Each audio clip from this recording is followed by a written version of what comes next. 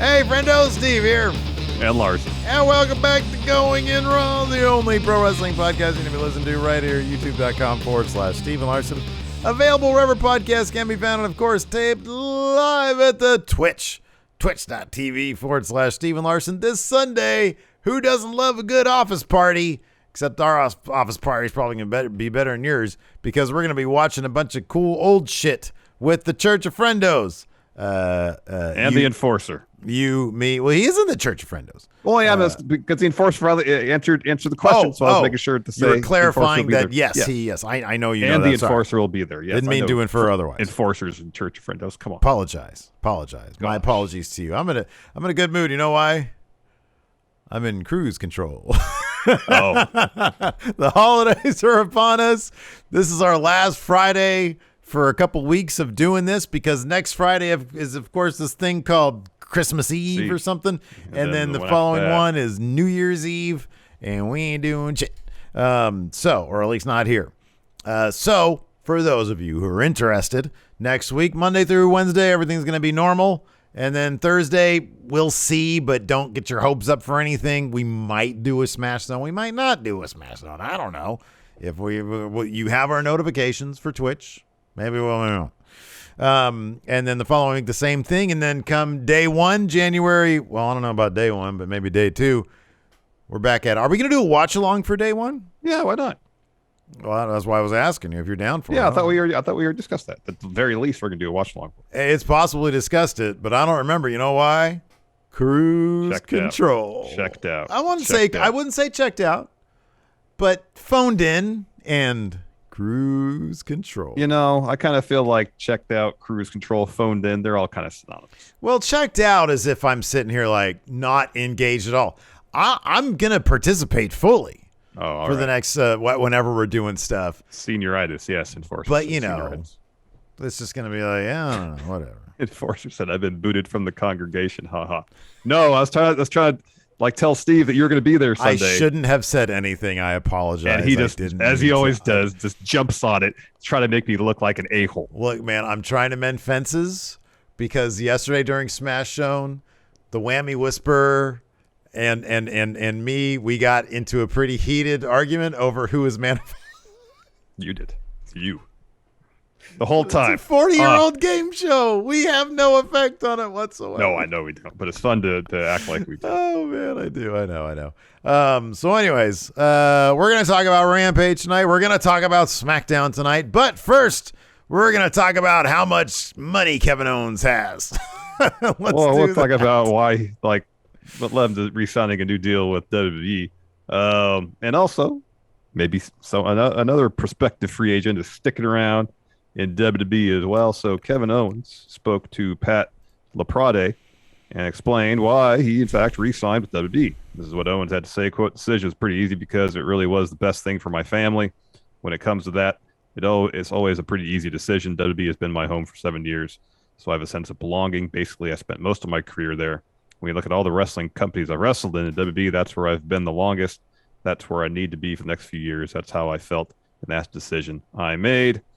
Meltzer is reporting that Kevin Owens' new deal is for 3 years, and he's making between $2 and $3 million a year. That is awesome, and it's also rarefied air. Yeah.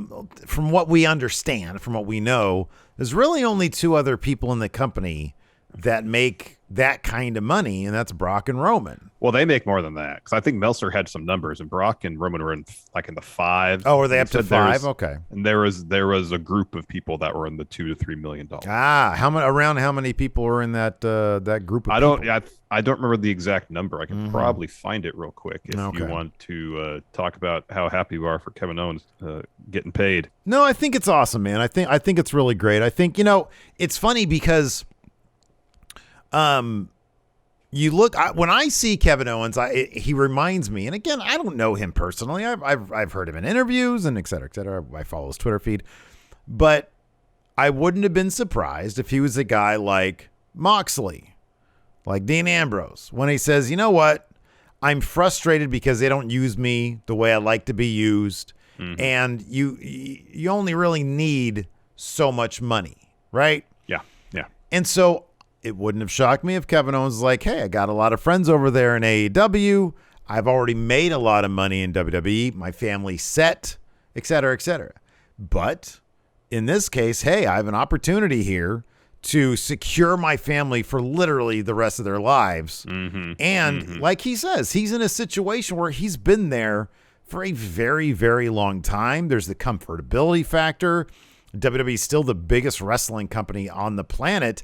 Yeah. I just love to see WWE opening up the one way they can show people, or one of the main ways they can show people, hey, we really want you. We're willing to spend, some chunk of the billions that we make and outbid somebody else for your services. So I think it's awesome for everybody. Totally. So according to Meltzer, this was back beginning of the month. So Roman and Brock topped the list at 5. There was another talent who made 4. And in Meltzer's words, quote, a lot of the top talent is now at 2 million and some at 3 million. I'm kind of surprised that Kevin Owens wasn't there in the first place then. But I guess if he didn't sign, I wonder if that was still the kind of money that was on the table in 2019. I don't know. Because he had re-signed and then he didn't re-sign or something. I don't know what it was. Well, he did, and then they were going to restructure it or something. They restructured it to take, I think, a couple years off the deal or something like that. Yeah. I think that's what it was. So, and then I don't know. Also, I mean, it doesn't say here. Who knows if anybody knows? But what is it? Maybe he's gotten less dates. I don't know. But whatever it is, the man is happy. He's doing this for his family. Good for him. That's awesome. Totally. And on top of that, I'll be honest with you, good for us. Because Kevin Owens is one of the few things that, regardless of whatever creative he's fed, he always makes the most of it. It makes Raw a more enjoyable product. Yeah. So, and on top of that, I mean, a lot of the stuff that I've seen, looking at the situation, AEW does have a very crowded scene right now when it comes to where Kevin Owens should be. There's a lot of people there. Yeah. And WWE, they've got 4 brands. I'm not saying he's going to go to UK or 2.0 anytime soon. Oh, I'd love to see Kevin Owens versus Walter, though. Me too. Well, hey, Walter might come to the main roster. But, Raw, SmackDown, whatever.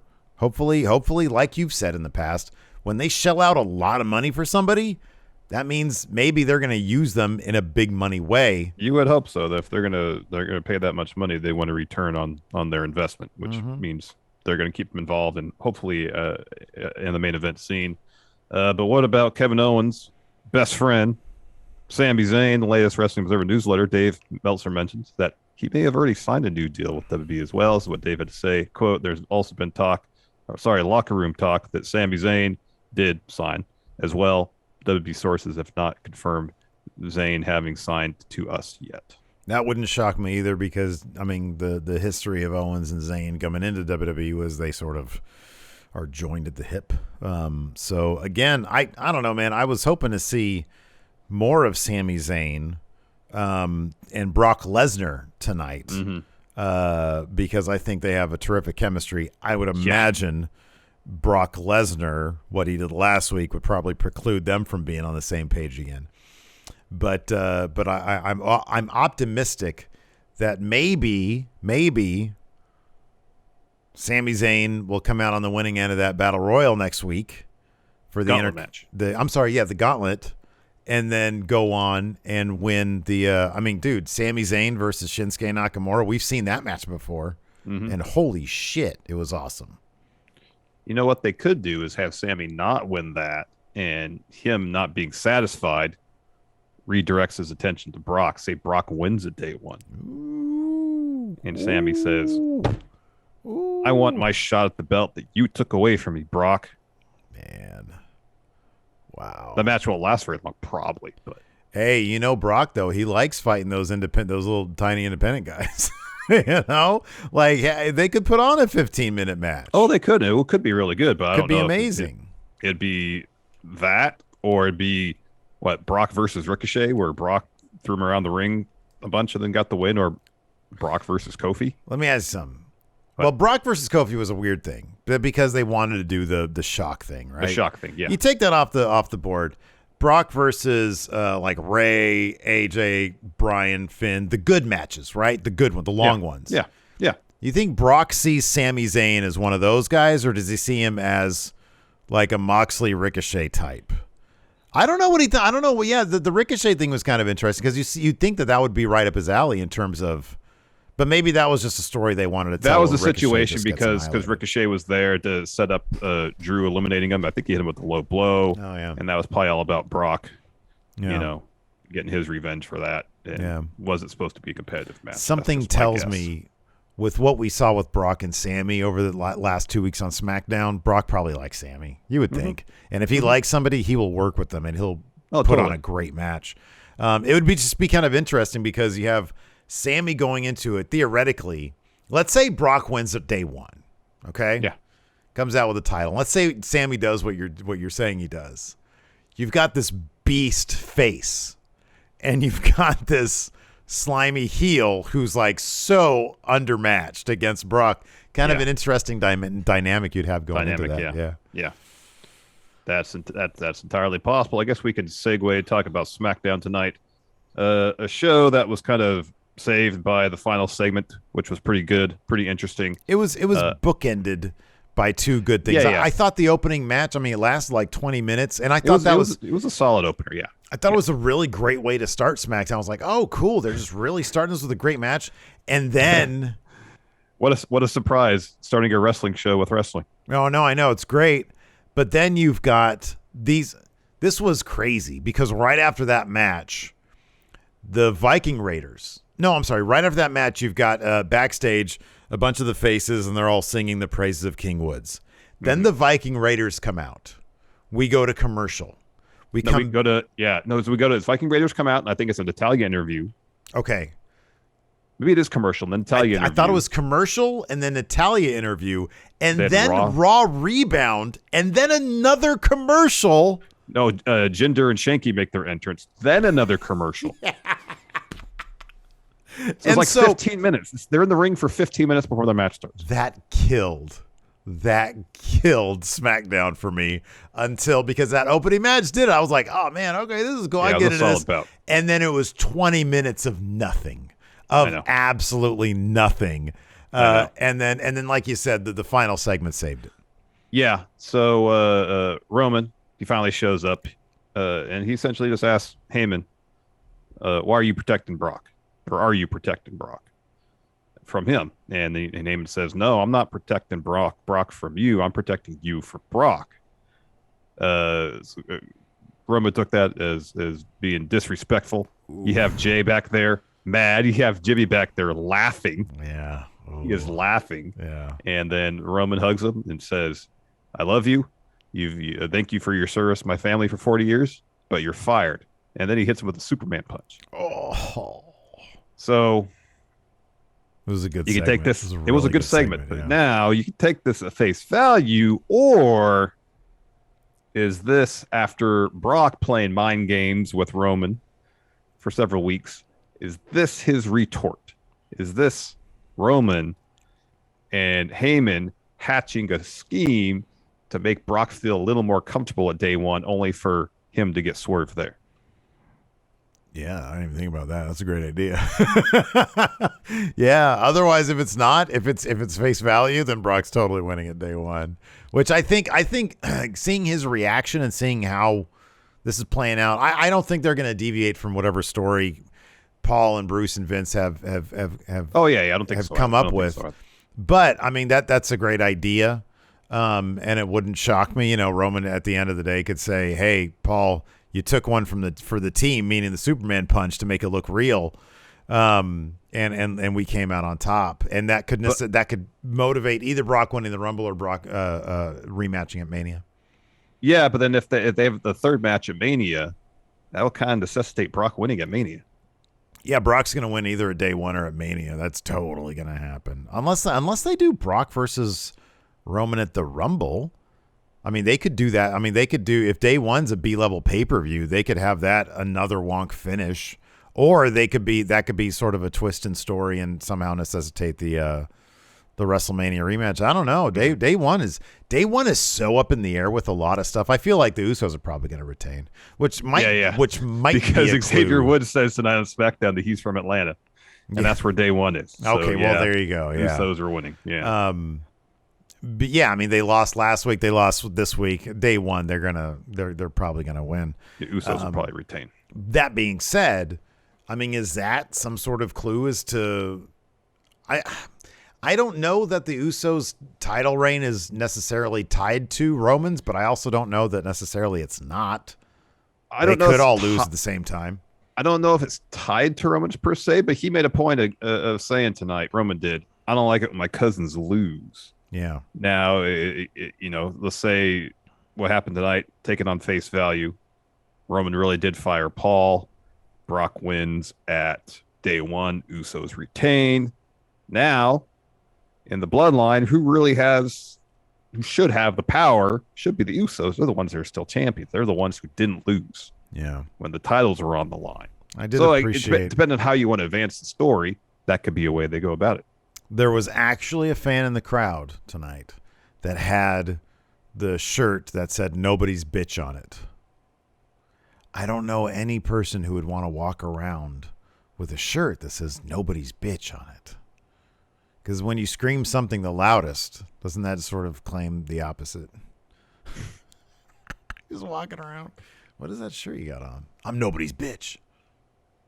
Whose bitch are you? Come on, level with me. I don't even know you. Oh man. But no, that was a solid segment. And no, that's a great point, man. That's a great point. And it's Heyman. He loves his swerves. So it wouldn't shock me at all to see that happen.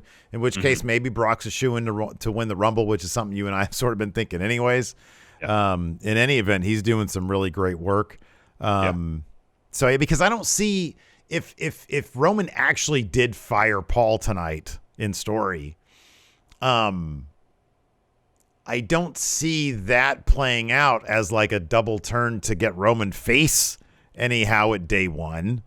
No. So like, I don't know. I mean, I don't know how that could go down. This? Yeah, go ahead. What do you got? It's a double swerve where what happened tonight was a ruse on the part of Heyman and Roman to get Brock more comfortable. But then in the end, Paul and Brock were aligned the whole time. Yeah. Double swerve. Yeah. So he's like, hey, Brock, me and Roman are planning this. So he thinks now I'm going to swerve you, but in fact, I'm going to swerve you. No, him. No. Him. Yeah, man. I'm going to make it look like I'm going to swerve you, but I'm actually going to act like I'm going to swerve you, but then swerve you. Yeah. All right, let's take a break here to get a word in from our sponsor, Decked. So, Larson. Yeah. I'm sure you've heard this story before. You got yourself a truck-owning friendo who goes to somebody's house for a few hours. Maybe they're there watching a wrestling pay-per-view or something, and they completely forget about all the stuff they left in the bed of their truck. And then when they go back to their truck, they discovered that while they were at their friendo's house, the heavens opened up and dropped rain or snow or whatever, completely ruined everything they left in their truck bed. Yeah, I think I might have heard a story like that before, and the next time I do hear a story like that, I'm going to tell that friendo about Decked. The Decked drawer system is weatherproof, which means it'll keep all your stuff safe from the elements. I'm talking rain, ice, and snow. Also, the Decked drawer system makes organizing and accessing everything in your truck bed so much easier. Yeah, each of Deck's 2 full bed-length drawers can carry up to 200 pounds of whatever you want to put in them, and the drawers roll out about waist high, giving you easy access to your tools and gear. Plus, Decked is 100% made in the USA and backed by a lifetime no-hassle warranty and offers second-to-none customer service.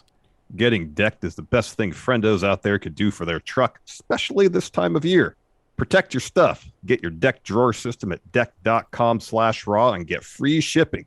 That's decked.com/raw for free shipping on your Decked drawer system. Decked.com/raw. And let's get a word from our sponsor, Credit Karma. Hey, Larson. Yeah. Do you feel overwhelmed when it comes to handling personal finances? Oh, yeah. All the time. Yeah. All the time. Well, you know what, man? You're not the only one. Whether you're looking to pay for an upcoming expense or refinance credit card debt, Credit Karma is there to help you make those huge financial decisions with more confidence. Yeah, Credit Karma uses your credit data to show you personal loan offers that are personalized to you. It's completely free and easy to sign up for a Credit Karma account with no effect on your credit score. With Credit Karma, you can check out multiple loan offers side by side. Members who compare loan offers on Credit Karma save an average of 30% on interest rates. Once you get your loan, Credit Karma can help you track your progress as you pay off your debt, and will even let you know if you can refinance and save. Ready to apply? Head to creditkarma.com/loan offers to see personalized offers with your approval odds right now. Go to creditkarma.com/loan offers to find the loan for you. That's creditkarma.com/loan offers. Before we get back to the show, let's get a word from our sponsor, Manscaped. So, Steve, yeah, holidays are almost here. Yeah. Hooray. Ooh. So it's time to start thinking about what gifts you're going to give from Santa's sack. That's right. If you want to make sure that the people in your life take care of their sack, then give the gift of Manscaped, the leader in men's below-the-waist grooming. Their top-selling Performance Package 4.0 has what a guy needs to keep their package off the naughty list. Yeah, it includes Manscaped's Lawnmower Body Trimmer, the best trimmer for balls, butt, and body, and the Weed Whacker Ear and Nose Hair Trimmer.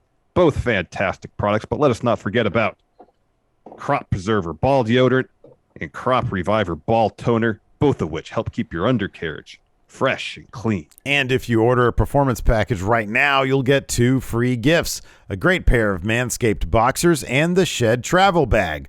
Or if you're looking for stocking stuffers, Manscaped's got you covered too with shampoo, body wash, cologne, even ball wipes to help keep your sleigh bells from getting too stinky. Whether you're shopping for your partner, dad, brother, or friend, though, get them a gift they'll actually use. Make sure to hurry to get these gifts so they show up in time for the holidays. Right now, you can get 20% off plus free shipping at manscaped.com with code RAW. Again, get 20% off and free shipping at manscaped.com with code RAW. Be the ballsiest gift giver this year with Manscaped. Anyways, I guess we could just dive into it. Sure. Opened up with Paul Heyman waiting for Roman Reigns anxiously with the Universal Championship. And then the first match, Sasha Banks and Toni Storm teamed up to take on Shotzi and Charlotte Flair. Sasha rocking that sweet Spider-Man gear because, of course, she was great at the premiere of the new Spider-Man movie. And this match was fine. I like that Toni got an actual win on Charlotte. Yeah, so, like, that needed to happen. If it's her only one, fine. She has it on her resume. It is what it is. Crowd was a Chicago crowd, packed house. Yeah. I was texting you about this earlier. I love checking out Brandon Thurston's Twitter account for like attendance stuff, and I've never like paid close enough attention to it. It's always just sort of, oh, that's kind of interesting. And obviously, we've talked about it recently about the Raw attendance seeming to be kind of shitty good lately. Yeah. SmackDown was a packed house tonight. I mean, they had so many great, wide shots and just so many upper and I mean, part of that, I think Chicago's a wrestling town. It's a good city for them to go to and fill up the arena. But also, Roman's the draw. Brock's the draw. Needle movers, according to his shirt. As his shirt says, people want to see how that story's playing out. Yeah, and who wants to? I mean, if I had to go to that too. If I had to go to a WWE show live, it'd always be SmackDown. Sitting through 3 hours of Raw, ugh. Yeah, it's like that Viking Raiders segment, but it usually happens at least twice during the show. Yeah, where you're sitting there 10 minutes, nothing's happening. And you're just sort of looking at the ring, seeing if the Viking Raiders are doing this the entire time. Doing this for 15 minutes. Anyways, no, this is a fun match. In the end, Toni tagged herself in as Sasha was trying to go up to get a move off on Charlotte. Charlotte got the upper hand there, threw Sasha out, and then Toni hit a fun splash, right? Fun splash on Charlotte, got 2 with that. Charlotte sends Toni into the corner, goes up top, misses the first moonsault, eats knees on the second one, and then Toni gets the roll up and then like the backwards bridge thing pin for the win on Charlotte. Yeah. Then next we're backstage. The faces of the locker room are all kind of huddled around King Woods, and Kofi. And he thanks everybody. He says he wants to bestow upon them all the honor of his phalanges. Mm-hmm. So I think Boogs is first taking a turn, kissing the ring. Mm-hmm. Usos walk in, tells Woods he looks like a Joker with that crown on. Mm-hmm. And the Woods calls them ogres. Mm-hmm. Says they're still angry about losing to them last week. Heck, we'll beat you again this week and then win the tag titles at day one. And then Jimmy just says, well, we'll beat you tonight and at day one. And that's when Woods says, you won't beat me and beat us in Atlanta. That's where I'm from. Ew. Telegraphing that he and Kofi will in fact lose at day one. Yeah, he's probably gonna get the pin too. Yeah. After that, we had an Natalia interview. She's asked about Xia Li and what happened last week. She says, I've had the most matches in WWE history. And the interviewer, Megan, wants to talk about Xia. She said, Xia had the audacity to attack me, and she called it protecting. No. On SmackDown, Xia is a nobody. And while I'm the best of all time, and if Xia steps up to me again, she's going to need her own protector. Yeah. Then we got a Raw rebound. Yeah, Raw rebound. And then after 2 commercial breaks, a Raw rebound, an interview, and Jinder and Shanky coming out to the ring, we finally get that match. Yeah, doing that for 15 minutes, those poor guys. Hansen gets the pin on Shanky after hitting the top rope splash. I was going out to my wife made this delicious like turkey stir fry thing, and it was really good, but nice. I wanted a little bit more. So I went out to get some more, and I was totally expecting this match to be over. Oh yeah, it wasn't. I had the crowd was not into this match. It was not over. No, I meant to end. Like, it come to a conclusion. My favorite story is when Scott Hall talked about being on the road with the Clique, and if like Triple H was driving, he'd say, "Hey, can I get over?" He's like, "It depends on if the crowd is into you." Anyways, after that, we got a shot of Corbin and Moss, and they still have Drew's sword in the desk. Another shot of Heyman waiting. An SUV finally pulls up. Some car service, perhaps. He thinks it might be Roman, maybe. Nope. It's Brock Lesnar. Heyman says, "Oh, I was expecting someone else." And Brock says, "That's all right. Maybe you're expecting Roman." He says, "Are you advocating tonight?" And he said, he says, "Good luck with that." And then he pats Heyman on the shoulder.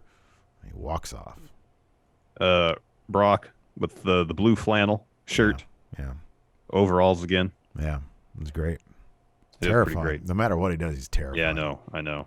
Oh gosh. Then we get a happy talk with Drew. It went so well that the crowd started chanting CM Punk. Yeah, and God bless Pat McAfee says, "I'm with this crowd. I want love too." He tried to say they were saying we want love. Yeah. Yeah. So, no, they were totally. I was honestly hoping for. I don't know. I really want crowds to make their voice heard when these kind of. I can't stand this shit. This is turn the channel type stuff. It honestly is. It's like turn the channel type stuff. I'm just gonna really quick soapbox, really quick.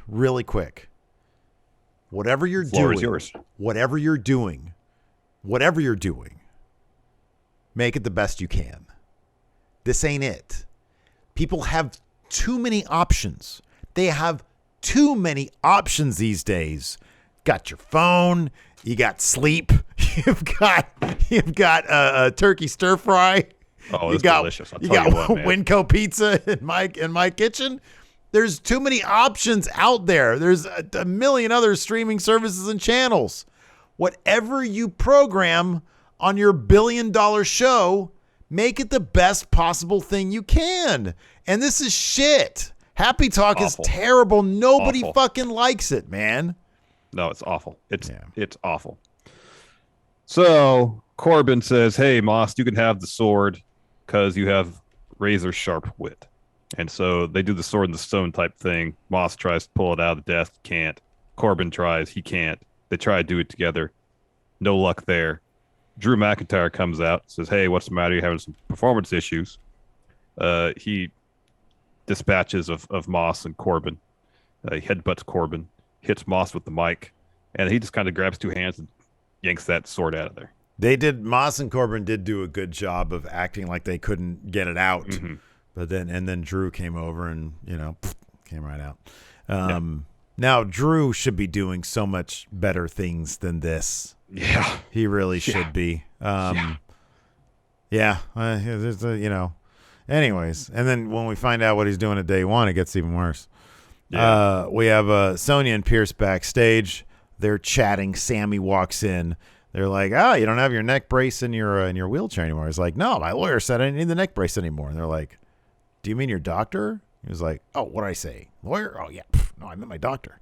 And he says, I came here to wish you guys a happy holiday. He says, I really like the spirit of giving. I was robbed of my Universal title shot by Brock, though, and I want to know how long it's going to take till I get another shot. You know, it's been like a year, just like the IC title. I got screwed out of that, and it's been a year since I got a shot, and Brock ruined mine. And Pierce says, well, good news for you. In the spirit of giving, we're going to book a 12 Days of Christmas 12-man gauntlet match, and you get to be in it. And he's like, it's not really a gift, but okay. So it's being taped apparently right now. Yeah, it might be over by now. Yeah, maybe not. Oh, yeah, that's a good point. It's probably over. It could be over by now. It could be. And yeah, I love gauntlet matches. So I do too. Cool, awesome, that's great.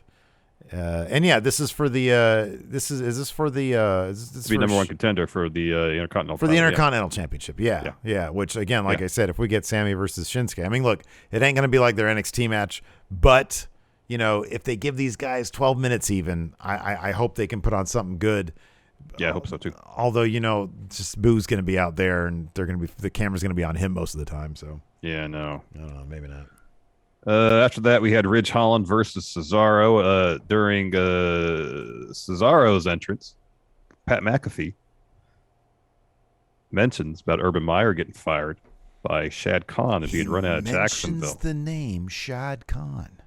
Wow. Of course, you know who Shad Khan is. He's the owner of the Jacksonville Jaguars, yeah. That's right. Crazy. Anyways, also, before the bell even rang, Shad Khan is Tony Khan's dad, owner of AEW. Yeah. Ridge Holland Cesaro gets distracted by Sheamus, who's like got his cane or whatever. He's got a walking stick. And then Ridge Holland comes up behind him, right to the ribs, the baton. And so we go to commercial, and Cesaro's like, oh, my ribbies. And so when we come back from commercial, they taped him up with some of that DDP rib tape. Yep, he's got the rib tape on. Oh, man. And then after that, we have our match. And the entire time, of course, Holland's going after the ribbies. Mm-hmm. And then let's see here. Sheamus distracts Cesaro because he had, let's see here. Yeah, it distracts Cesaro because the fight had gone out to the floor. Yeah, that's Cesaro right. put Ridge in there. Yeah. Sheamus distracts him. Cesaro gets back in. Ridge just hits his finish to get the win, and then he just boots Cesaro in the gut. And Cesaro rolls out of the ring. I am so proud of these notes because it just says Cesaro gets the FPOS rib tape during break. Ridge naturally works it, and then he goes straight to the finish. These are like Steve notes, man. These are great. Oh, did you not take notes? Nah, I took notes, but I'm just looking at yours. Oh, all right. Fair enough. Look, you know, that's another. That is actually a really good New Year's resolution for me, is to like learn to decipher your notes better so that I don't have to take any. Come full circle. Exactly. Yeah, I'll go back to 2 years notes. ago. Exactly. Yeah, notes, and then back to notes. No, I'll have to take notes. We get a quick shot of Drew walking backstage. He's looking for Moss and Corbin. Then we get a Naomi promo. She says, every year I make myself a Christmas list, and each year there's not much on it. This year, there's only one thing, a one-on-one match against Sonya Deville. She thinks Santa's going to come early for her because she knows Sonya is backstage listening. She says, Sonya, you've basically done everything to me except face me one-to-one. So come out here. Let's do it now. So Sonya walks out to the ramp, says, Naomi, you're being unprofessional. I repeat, when I have this suit on, you can't fight me. But I do have another opponent for you. It's Shayna Baszler. I was just to myself, I was like, anybody but Shayna. I love Shayna. She's great. But I was like, we've seen this a million times. But I guess it's just... And we know the outcome. That's the thing, too. We know how this is going to go. I know. So Naomi says, I'll fight Shayna, but I dare you to step in the ring, Sonya. And Sonya says, oh, I'll get in the ring. Sure, I'll get in. He's like, just let me take my jacket off. And then Shayna attacks Naomi from behind, starts working over her leg. Sonya tells the ref, ring the bell. He does. Shayna spends about, 45 seconds, maybe a minute, working over Naomi's leg. Naomi rolls her up. She gets the win. Yep. Yeah, I'm glad that match, the actual match, should go down at day one. Hopefully they put it there. I know. And because, Sonya's return really deserves a pay-per-view level fight. So hopefully they do that. Looking forward to that. Mm-hmm. After that, we had Corbin and Moss. They're hiding somewhere backstage. Lights are all down low. Megan rolls in for an interview. She's like, it's really dark in here. Can we turn on the lights? They turn them on. They're like, oh, no, don't do that. And she's like, oh, you're not happy about that? And Corbin says, no, I'm always happy because I'm rich and I get to look down on common people. I'm happy because I'm laughing all the way to New Year's because Drew is going one-on-one at day one with Madcap Moss. And Madcap Moss is like, oh, man, what? He's less than happy now. He's not happy anymore, yeah. No silly jokes from him. Yeah, no silly jokes from him.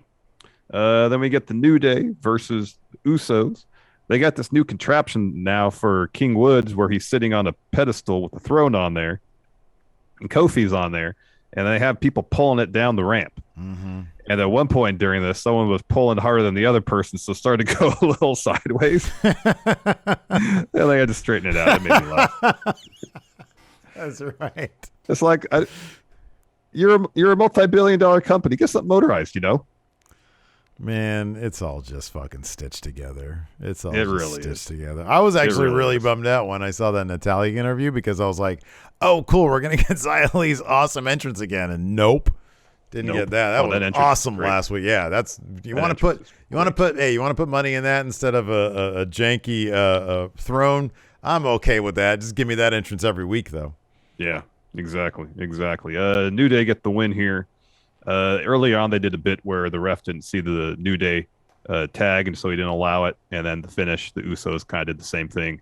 And Jimmy is arguing with the ref. He turns around, he eats Trouble in Paradise from Kofi. New Day get the win, and they're probably not going to win those titles at day one. Yeah, probably not. Like you said, Atlanta. People don't win in their hometown. Nope, not in WWE, they don't. Yeah. So after that, we're back, and Heyman is awaiting the arrival of Roman. Finally, car service pulls up. Heyman opens the door for Roman, but Roman goes out the other side. He tells Heyman, let's go out to my ring. And then we get 5 minutes of Roman Reigns' entrance. Yeah. So he gets to the ring finally. He tells Chicago to acknowledge him. At this point, the crowd is already chanting his name. And so he said, I thought I made it clear I don't like it my cousins lose, but we're family. We can get through anything because we're blood. And he turns to Heyman. Says, but you're not my blood. And you should know better than anybody. I can't have people disrespecting me because when they do, then they're disrespecting my family. So he's like, to Heyman, I got to ask you a few questions. And the questions I thought I knew the answers to already, but I'll ask them again. Can I trust you? I took a week off last week, and you're out here. You seemed a little shady to me. I want to know if you knew that Brock was going to return to SummerSlam. Did you know he was going to be at MSG, Madison Square Garden? Did you know his suspension was going to be lifted? Are you a special counsel or are you an advocate? And Heyman asked for the mic for Roman. Yeah. And Roman doesn't give it to him. So Paul has to go and get the mic from someone ringside. And before he can talk, Roman says, before you say anything, I want you to acknowledge me with the truth. Why are you protecting Brock Lesnar from me? And this response was great because I kind of saw it coming, and Heyman milked it beautifully. And he says, I'm not protecting Brock from you. I'm protecting you from Brock. And like the crowd gasped basically. And yeah. Jay, like you said earlier, Jay was all pissed and Jimmy's laughing. He was ready to fight right there. Yeah, he was ready to fight, and Jimmy was laughing. Which is awesome because it totally goes to how they came to Roman. Jimmy never really got the treatment that Jay did to bend the knee. Jimmy just sort of ended up going along with it because he realized, this is how I got to protect my brother, et cetera, et cetera. Yeah. So then, Roman hugs Paul, says, I love you. Thank you for your honesty and your 40 years of service, but you're fired. And so Roman steps back and then hits Heyman with a Superman punch. Jay goes ringside, hands Roman a chair. Roman asks for another, and so Roman's setting up Heyman for a concerto. Yeah, the deal. Lesnar, he comes out. He walks out to the ramp. Roman sends the Usos after Brock. Brock destroys him ringside. F5 for Jimmy and Jay. Brock slides in the ring, and Roman's hitting him like 5 times with the chair. Yeah. Brock just powers up Roman and hits with an F5. Yeah. Crowd chants for one more. He obliges, one more F5. Crowd's going crazy for Brock, too. Yeah. It was pretty great. After that, we had Rampage. This episode was fine. We got a Daniel Garcia win already. Kingston in the main event. We that was did. cool. And Tony Khan talked a little bit about the Owen tournament, either this morning or yesterday. He mentioned there'd be 2 tournaments actually, a men's tournament, and a women's tournament. We got a couple more details during the show. It's going to happen in May, and the finals are going to be at Double or Nothing. Yes. Yeah. So that's good stuff. That's cool. Cool. Who's your early pick?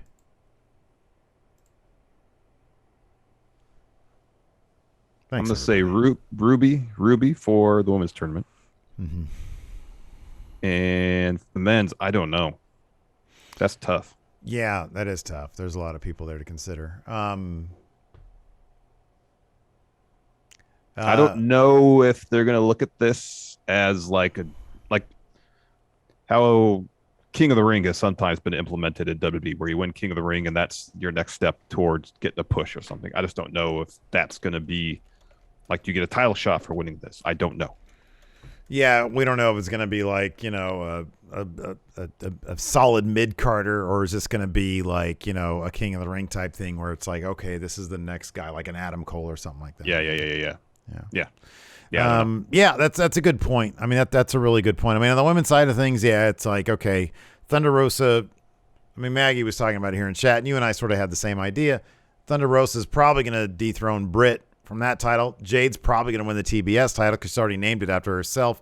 That leaves like basically Ruby in terms of the high-profile names they have, and I could totally see Ruby winning that thing.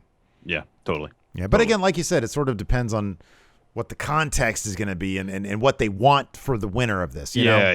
Because this would be a situation where you win the tournament. Part of the win is you get a title shot. I could see Thunder Rosa winning the tournament, and that's how they motivate her title shot against Britt, Yeah, for sure. Yeah. Otherwise, episode was fine. It was probably most noteworthy it was sort of outlining matches that are coming up. We got Rio and Britt Baker at the Battle of the Belts thing. They set that up. They set up, they've been setting up for weeks, but on Dynamite, they're going to do Adam Cole and Orange Cassidy. True. Dynamite next week, it looks pretty loaded. Holiday Bash is going to be really good. Yeah. It looks like a really good show. Yeah. Top to bottom looks like a good show. Like all the bouts were good. We had Dan Lambert. You had to sit through that. We had to sit through Dan Lambert. What a perfect storm of like shit. Dan Lambert, Cody. We had Sami in there. Meanwhile, the guy with the red sweatshirt that wouldn't sit the fuck down in the front row that we saw the entire time during Dynamite was there too. Standing up. Yeah. Half the time on Dynamite, he was FaceTiming people while standing up in the front row. So that's the worst. You know why? Because whenever I go to a show, I always end up getting stuck behind those people. If you're in the front row, read the room. There's probably people behind you that don't really want to stand up the entire time, and then the people behind them, the people behind them. If everybody gets up for the big spot, then get up for the big spot. Yeah, get up. It's just simple courtesy. I know. It is simple courtesy. Anyway. Somehow escape this individual. Opening bout, Young Bucks, Bob Fish, Adam Cole Bebe taking on Best Friends and Rocky Romero. Fun match. I could sit here and try to describe what happened. It'd be foolish because a lot of crazy stuff happened, and that's a lot of fun. These matches are it's always like a PWG match. It's just stuff. Finish. Yeah. Yeah, kind of the first major story beat was a super click powerbomb Trent on the apron. So he's out of action for a while. He eventually gets the hot tag in. He actually eventually gets the win. He pins Bob Fish after hitting a dude buster. What? I was going to say one thing to note about Trent getting the win here. He had noted a couple weeks ago, hey, I came in to make the save. Shouldn't this promo be about me? It was like last week. And then this week he gets the win here on Rampage. He seems a bit more intense. I mean, maybe it's just the shaved head or the close cropped head. Trent, could he benefit from turning on the Best Friends and maybe being a bad guy? You don't like that, huh? That'd be a tough pill to swallow. But I wonder if maybe he could use that. The best friends are stacked right now. Hold on. Oh, ooh, you know I'm going with this, don't you? Roppongi. Not just Trent. Yes, not just Vice. Trent turning. I going love with Rocky. It. I Roppongi. like that a lot. Rocky doesn't seem to be going Vice. anywhere. You know, like he could do double. He's been hanging out. He's been like the liaison, I guess, between Tony Khan and New Japan. Yeah. Roppongi Vice as a tag team in AEW. That'd be sick. Oh, I like that a lot. Sort of a heel Roppongi Vice. Yeah, that I can get behind. I like that. That's cool. Bring back the theme, all that. Heck yeah. All right, let's get through this Dan Lambert thing. He's just talking crap about Tony Khan and Cody because they're gifting out title shots to people not based on merit, based on friendships. And he says Tony Khan's turning AEW in the late 90s WCW. He says, speaking to Cody, is there anyone better at parlaying backstage politics, the title shots and reality shows and whatnot? So Cody comes out. They do this silly thing where they keep on snatching the mic back and forth from each other. Eventually, Cody just starts fighting with Men of the Year. They overwhelm him. Dustin runs down to make the save. He makes the mistake of getting in Lambert's face. So then he gets jumped from behind by Men of the Year. And Sami runs down to make the save. He clears Men of the Year out. And we have a bit of a stare down between him and Cody because they got a TNT title match at the Christmas Day Rampage. That is true. Yeah.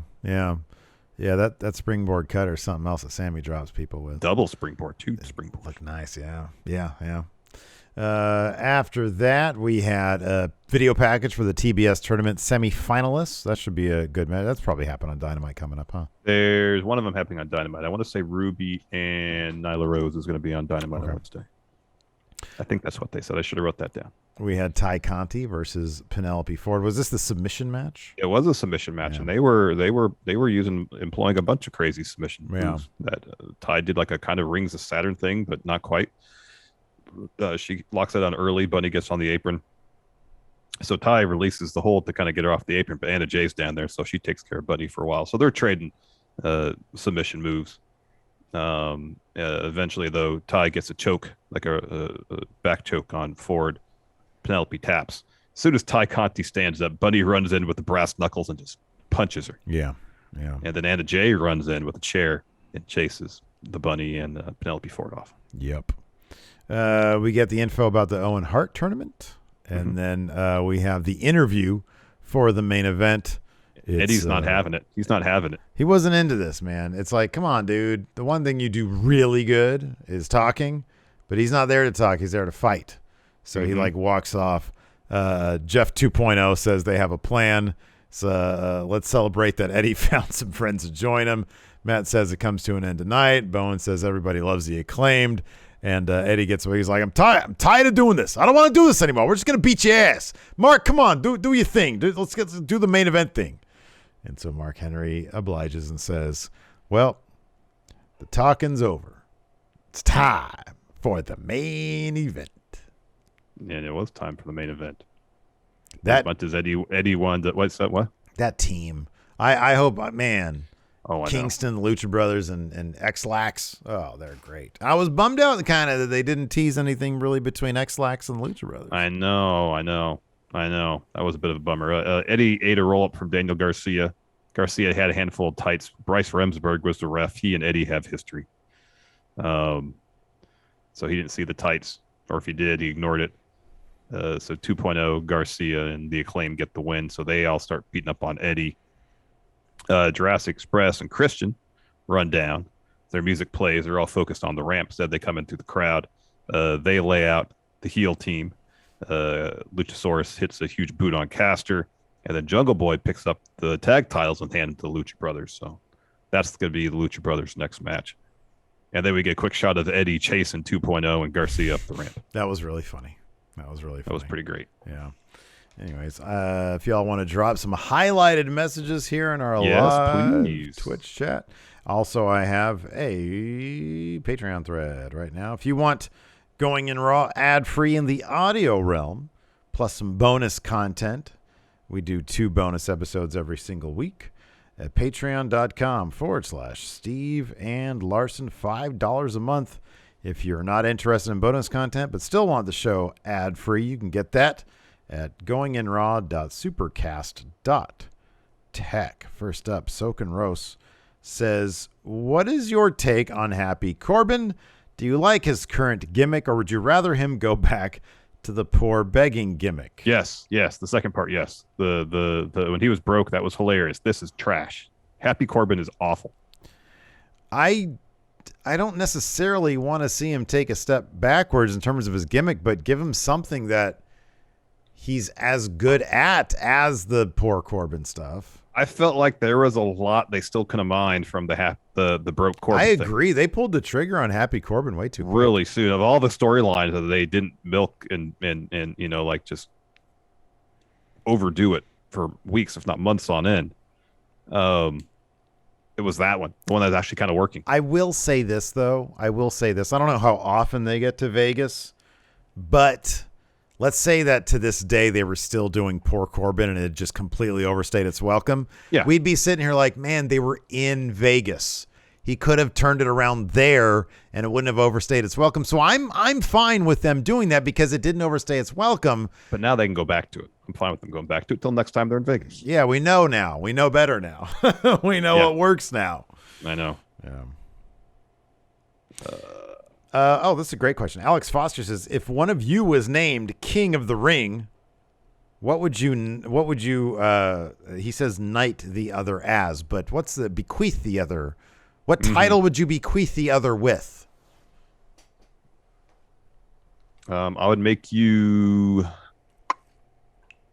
like Duke of Del Taco. Oh man, what a fucking awesome thing you can make me there. That's great.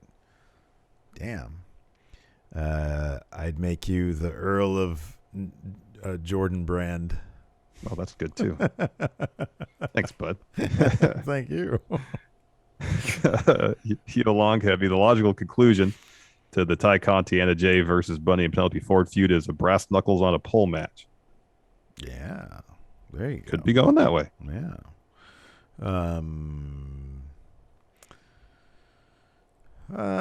Sup, John? While I've enjoyed all the AEW champions so far, do you think that AEW is building up enough color representation to main event levels?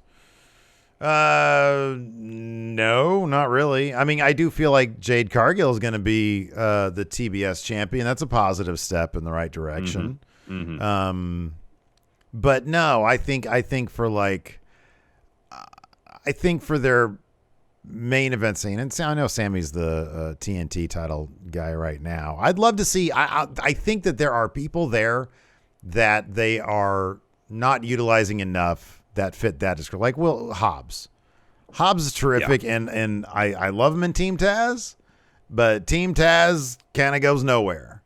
And if you're not going to have Hobbs be the guy, I don't know, get him out of there and have him do something better. I think, and the idea, he's not ready. Dude, come on. You know, who's ready? Who's ever ready? You know, you put them out there, see if they can swim, and you do it.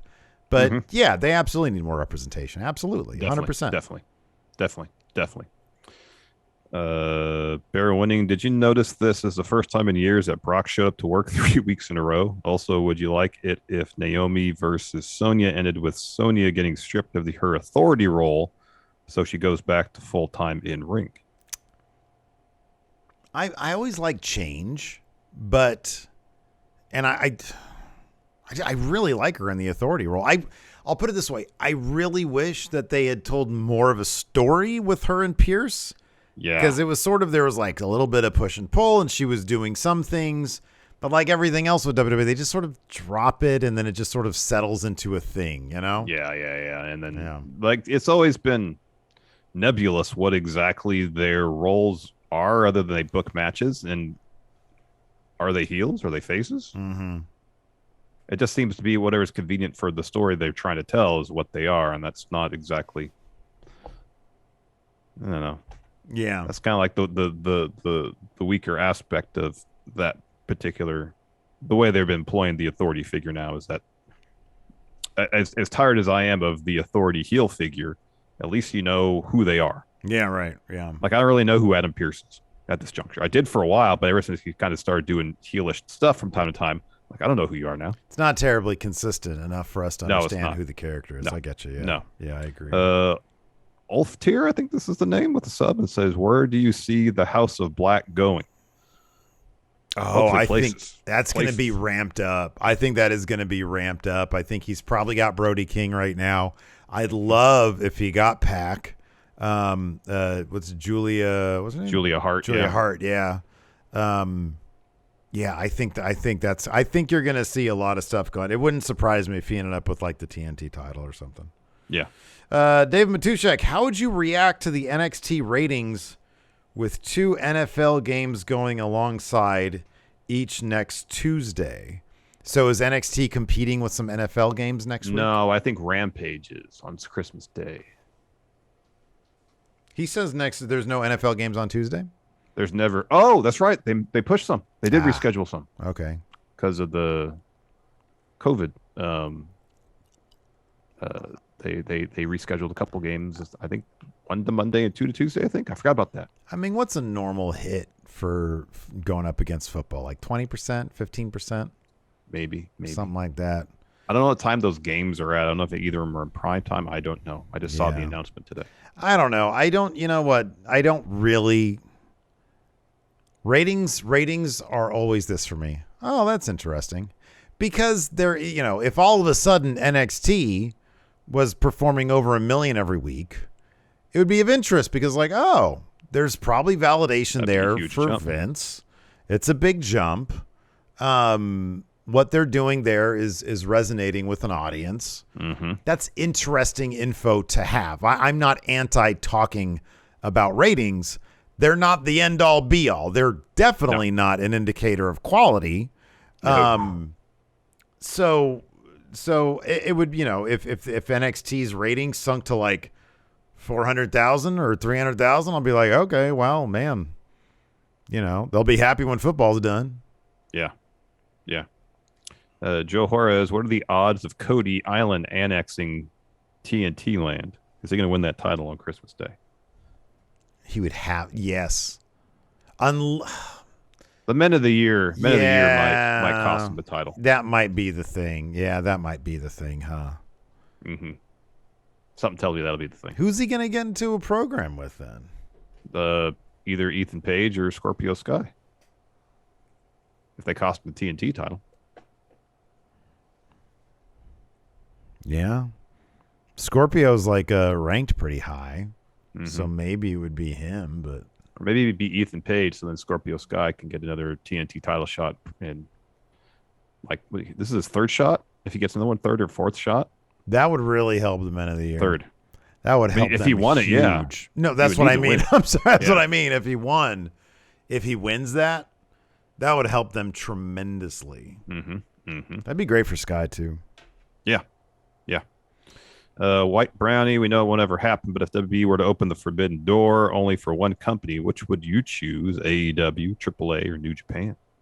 If WWE opened the door? Yeah. It'd be AEW. As much as I think it'd be awesome to do New Japan, I think that'd be terrific. AEW is the thing that would send people going crazy.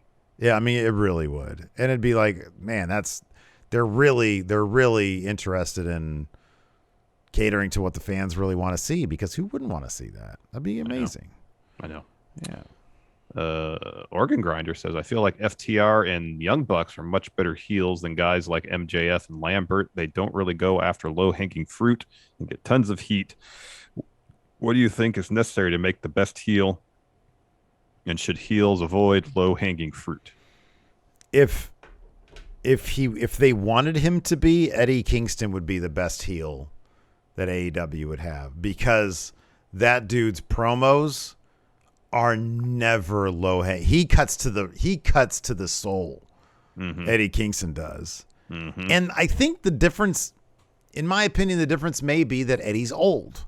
He's seen everything. He's been around.